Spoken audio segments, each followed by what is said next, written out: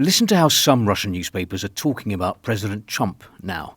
Moskovsky Komsomolets says pushing back his deadline to Iran is an out-and-out sign of weakness. It notes that Iran is controlling oil prices by controlling the Strait of Hormuz.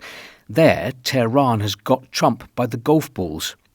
This editorial in Nezavisima Gazeta questions the ability of the Trump administration at this point to negotiate an end to the war in Ukraine.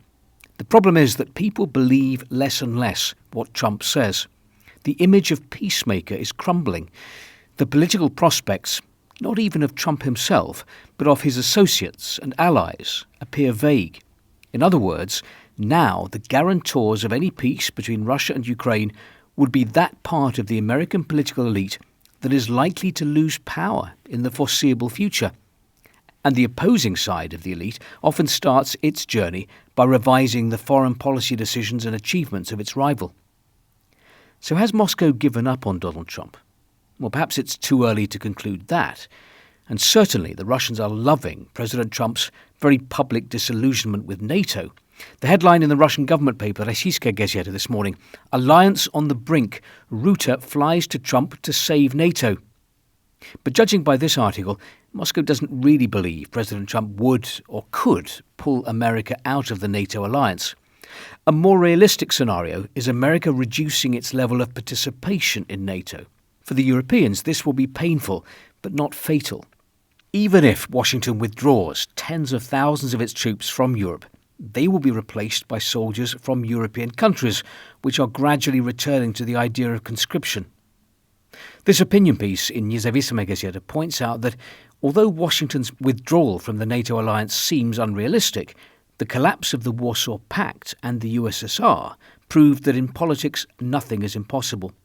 What seemed unthinkable in 1986 started to be talked about in 1989 and happened in 1991. And if America did leave NATO, for Russia this would be a double-edged sword. The elimination of a dangerous hostile alliance will in itself be a positive thing.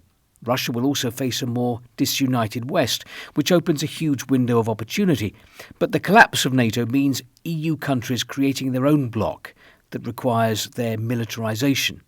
After World War II, Europe did not have a land army comparable to the Soviet-Russian one. Now such an army may appear, either a German one or continental European. In the West, we will not find ourselves in the world of the Cold War, but in the situation before 1939. In this sense, Russia will have to be prepared for a potential military conflict in the Baltic Black Sea region.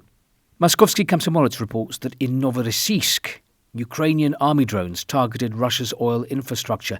Military experts note a dangerous trend. The Kiev regime and those who control it are targeting Russian energy infrastructure to stop Russia cashing in on the sharp jump in oil and gas prices. One further observation, the Ukrainian army is not short of drones.